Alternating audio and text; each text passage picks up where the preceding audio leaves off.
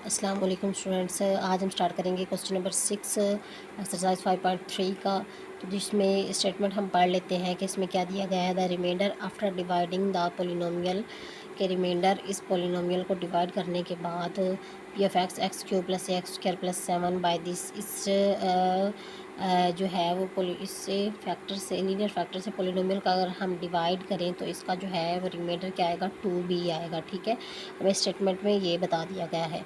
Next उन्होंने क्या कहा है कि calculate the value of A and B, A और बी की वैल्यू फाइंड करनी है इफ़ दिस एक्सप्रेशन के यही expression leaves the remainder of B plus 5 on dividing by X minus 2। ठीक है, एक ये कंडीशन दे दी गई है, ये सेकंड कंडीशन है मेरे पास, एक ये कंडीशन है और ये सेकंड कंडीशन है। ठीक है, इसमें कह दिया गया है कि अगर इससे हम इस फैक्टर से इसको डिवाइड करें तो ये हमारे पास रिमाइंडर आता है। ठीक है, तो और नेक्स्ट जो है उन्होंने कह दिया कि ए और बी की वैल्यू फाइंड करें कि जब हम उसको इस फैक्टर से डिवाइड करें और ये हमारे पास रिमाइंडर आए। ठीक है, तो हम जो है वो फर्स्ट कंडीशन से क्वेश्चन को सॉल्व करना स्टार्ट करते हैं। तो आप देख सकते हैं कि X plus 1 is equals to 0। Next जो है एक्स इज इक्वल्स टू -1। ठीक है, तो पी ऑफ एक्स में अगर हम -1 पुट करें, -1 का क्यूब प्लस ए -1 स्क्वायर प्लस 7। ठीक है, तो -1 आएगा प्लस ए प्लस 7। ठीक है, पी ऑफ -1 क्या आएगा ए प्लस 6। ठीक है, तो ये हमारे पास क्या आ गया कि P of -1 is equals to R1। ठीक है, एक रिमाइंडर आ गया हमारे पास।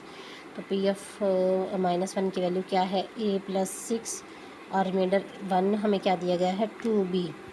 ठीक है, तो ये हमारे पास एक इक्वेशन आ गई 1। ठीक है, अब नेक्स्ट जो है वो नेक्स्ट जो हमें सेकंड पार्ट दिया गया है उसको देखें कि हमने ए और बी की वैल्यू कैलकुलेट करनी है। ठीक है, कि अगर ये भी पोलिनोमियल इस डिवाइज़र से डिवाइड की जाए और ये हमारे पास उसका जो है वो रिमाइंडर आए। ठीक है, तो हम पोलिनोमियल जो है वो लिख लेते हैं। नेक्स्ट हम बल्कि ये -x - 2 इज इक्वल्स टू 0, तो x इज इक्वल्स टू 2 आ गया। तो p of 2 is equals to 2 का cube plus A 2 square plus 7।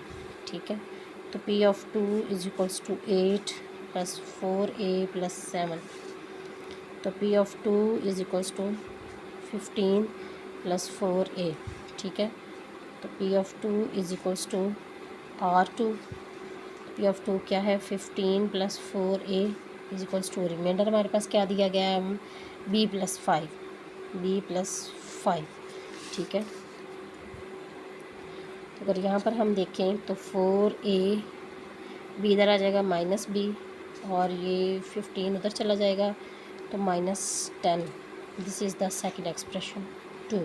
ये फर्स्ट एक्सप्रेशन आ गया, ये सेकंड एक्सप्रेशन आ गया। इसमें है a plus 6 is equals to 2b और यहाँ पे है 4a minus b is equals to 4a minus b is equals to ये -10। ठीक है, एक ये इक्वेशन और एक ये इक्वेशन है।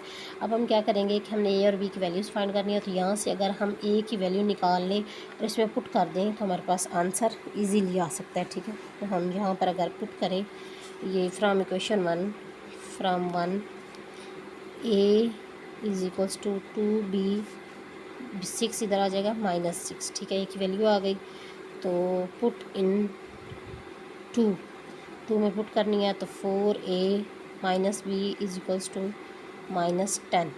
तो 4 इंटू ए की वैल्यू क्या है हमारे पास 2b -6 minus B is equals to -10।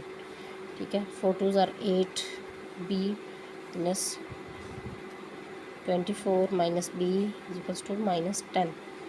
तो b की वैल्यू क्या है 7, b इज इक्वल्स टू ये उधर चला जाएगा तो 14 हो जाएगा। b is equals to 7 multiply और इधर आके डिवाइड हो जाएगा तो 2 हमारे पास जो है इसका आंसर आ जाएगा b की वैल्यू। ठीक है, b को अगर हम जो है वो 1 में पुट करें 1 में तो a plus 6 is equals to 2b है। a plus 6 is equals to 2 into b की वैल्यू है हमारे पास 2।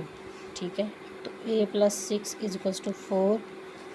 तो इस साइड पे हम मूव करेंगे a इज इक्वल्स टू -2। ठीक है, ए की वैल्यू जो है यो -2 और बी की वैल्यू जो है वो 2 हमारे पास आ गई। ठीक है जी, जज़ाकल्लाह, दुआ में याद रखिएगा, चैनल को सब्सक्राइब कर दीजिएगा। अल्लाह हाफ़िज़।